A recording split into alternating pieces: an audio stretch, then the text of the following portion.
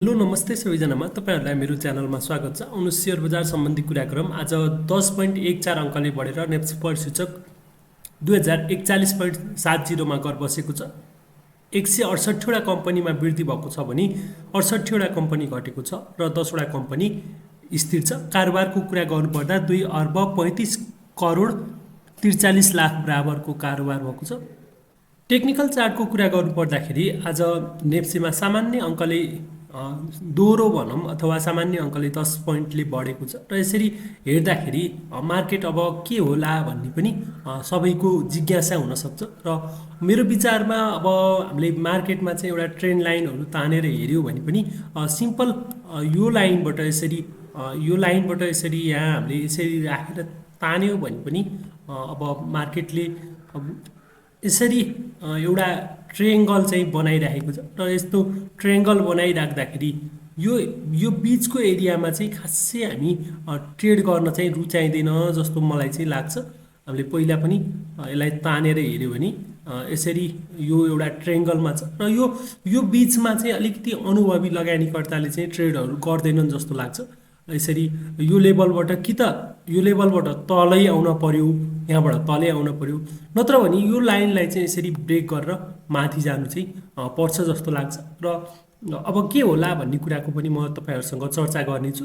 बजारमा अब अलिकति कारोबारको रकमको कुराले गर्दाखेरि अलिकति मार्केट चाहिँ राम्रो छैन, तर बिस्तारै लगातार घटेको बजारमा चाहिँ आज ब्रेक लागेको छ, अलिकति राम्रो मान्न सकिन्छ। यो लेभलबाट मैले तपाईहरुलाई भनेको थिएँ पिभट पोइन्ट स्ट्यान्डर्डबाट चाहिँ यो चाहिँ सपोर्टको रूपमा चाहिँ थियो र यो सपोर्टबाट चाहिँ माथि जाँदैछ भनेर हामीले अनुमान चाहिँ गर्न सकिन्छ भनेर भनेको थिएँ। र अब यदि मार्केट चाहिँ पोजिटिभ भएर यहीँबाट फर्किन लाग्यो भने यो एरोले देखाए जस्तै गरी मार्केट चाहिँ माथि जानुपर्छ र यो लेभललाई चाहिँ ब्रेक गरेर मार्केट चाहिँ माथि जानुपर्छ।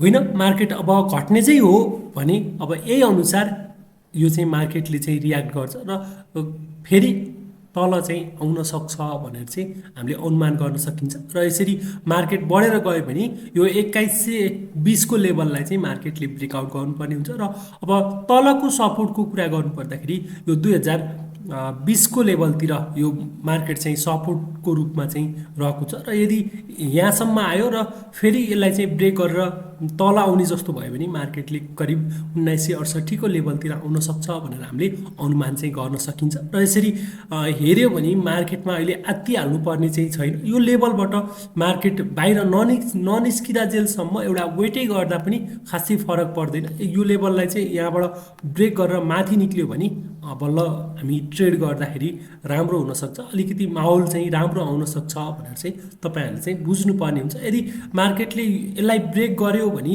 मार्केट फेरि अलि तलै आउने सम्भावना पनि ज्यादा हुन्छ। र इन्डिकेटरहरू लगाएर हेरौँ, अब धेरै इन्डिकेटरहरू लगाइराख्नुपर्ने पनि छैन जस्तो लाग्छ। सुरुमा म बुलिङ्गर ब्यान्ड लगाउने छु। बुलिङ्गर ब्यान्ड लगाएर हेर्दाखेरि बुलिङ्गर ब्यान्ड यो मिडल ब्यान्डसँगै बसेको छ। यो क्यान्डल अलिकति आज माथि चाहिँ ब्यान्डसँगै रहेको हुँदाखेरि यदि यो ब्यान्डलाई चाहिँ ब्रेक गरेर यो मिडल ब्यान्डबाट यसरी माथिको ब्यान्डतिर लाग्यो भने बजार एकदमै पोजिटिभ छ, हामीले लगानी गर्न सकिन्छ।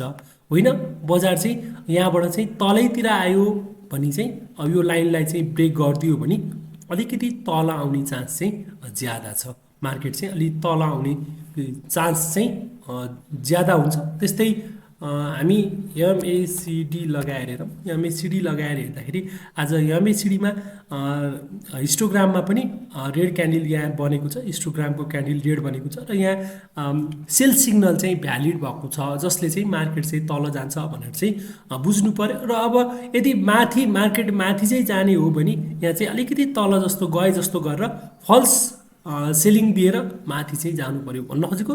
यहाँ चाहिँ हुकहरू बन्नु पर्यो। यो हुकहरू बनेर माथि गयो भने मार्केट चाहिँ माथि जाने सम्भावना चाहिँ ज्यादा हुन्छ। र त्यस्तै इचिमोको क्लाउडबाट हेर्दाखेरि क्लाउडको बिचमै छ। बिचमा हुँदाखेरि हामीले साइडवेजको मार्केटको रूपमा लिन्छौँ। अहिले तत्कालै आत्तिएर एकदमै गर्नुपर्ने छैन। यदि क्लाउडभन्दा तल आयो भने मार्केट अझै तल आउने सम्भावना चाहिँ ज्यादा हुन्छ। र अहिले तपाईहरुले पनि थाहा पाइसक्नु भएको छ र सेक्टर रोटेसन भएर अलिकति फरक भइसकेको छ र म तपाईँहरूलाई एकचोटि सेक्टर रोटेसन भएको पनि देखाइदिन चाहन्छु। सेक्टर रोटेसन भएको छ, तपाईँहरूले अब गएर अल्फा नेप्सीमा जानुभयो र यहाँ गएर सेक्टर रोटेसन भनेर यसरी यहाँ क्लिक गर्नुभयो भने यहाँबाट सेक्टर रोटेसन आउँछ। यो सेक्टर रोटेसनबाट चाहिँ अहिलेको सिनारियोमा म्यानुफ्याक्चर एन्ड प्रोसेसिङ चाहिँ सुरुमा टपमा छ। अब तपाईँहरूले थाहा पाइसक्नुभयो कि सर्वोत्तमले गर्दा होला भनेर पनि भन्न सक्नुहुन्छ। यो पनि हुनसक्छ। अहिले म्यानुफ्याक्चर अनि माइक्रो फाइनेन्स आएको छ र त्यस पश्चात चाहिँ अहिले होटेल एन्ड टुरिज्म सेक्टर पनि माथि चाहिँ छ, घट्न मानिराखेको छैन। र मैले तपाईँहरूलाई पहिले भनेको थिएँ कि त टपबाट कारोबार गर्दै जानुपर्छ, होइन भने अन्तिमबाट कारोबार गर्नुपर्ने हुन्छ। मैले त्यही भनेको थिएँ। कसैले टपबाट गर्छ, कसैले लास्टबाट गर्छ। अब हाइड्रोलाई पनि हामी नेग्लेक्ट गर्न चाहिँ सकिँदैन। अब केही सिमेन्ट कम्पनीहरू पनि म्यानुफ्याक्चर कम्पनीमा सिमेन्ट पर्छ होइन, सिमेन्ट कम्पनीहरू पनि हेर्नेछु। सुरुमा चाहिँ केही इन्डिकेटरहरू लगाऊँ। बोलिङ्गर ब्यान्ड र हामी एमएसिडीको सहायताले कस्तो छ त अवस्था, त्यसलाई चाहिँ हेरिहालौँ। सुरुमा शिवम हेरौँ। शिवम सिमेन्ट हेर्दाखेरि शिवम सिमेन्ट यो मिडल ब्यान्डमा टच गर्न आउन खोजेको छ, टच गरिसकेको छैन। तर सेल सिग्नल देखाएको हुँदाखेरि यसमा चाहिँ केही दिन चाहिँ पर्ख र हेरको स्थितिमा चाहिँ बस्नुपर्छ जस्तो लाग्छ। त्यस्तै सोनामा पनि सेम कन्डिसन छ, सेलिङ सिग्नल छ। यसलाई पनि किन्नको लागि चाहिँ केही वेट गर्नुपर्ने हुन्छ। त्यस्तै घोराई हेरौँ, जिसिआइएललाई हेरौँ। घोराईलाई हेर्दाखेरि घोराई पनि अलि तल मिडल ब्यान्डभन्दा तल आएको छ र यसलाई अहिले किन्नको लागि चाहिँ हतार गरिहाल्नु चाहिँ पर्दैन जस्तो लाग्छ। यो माथिको ब्यान्ड पनि तलतिर झुकेको छ र यसमा सेल सिग्नल छ। क्यान्डल चाहिँ राम्रो बनेको छ। यो क्यान्डलले यदि यो मिडल ब्यान्डलाई चाहिँ ब्रेक गरिदियो भने यसमा चाहिँ इन्ट्री लिन सकिन्छ कि भन्ने चाहिँ अवस्था चाहिँ यसमा चाहिँ आउन सक्छ। त्यस्तै सर्वोत्तम छ। सर्वोत्तमको मैले तपाईँहरूलाई चर्चा गरिसकेको छु। सम्भवतः भोलिको कारोबारमा यो चाहिँ टिएमएसमा देखाउन सक्छ र किन्न पनि सकिन्छ। यहाँभन्दा माथि जाँदाखेरि अब किन्नु चाहिँ एकदमै रिक्सी हुन्छ।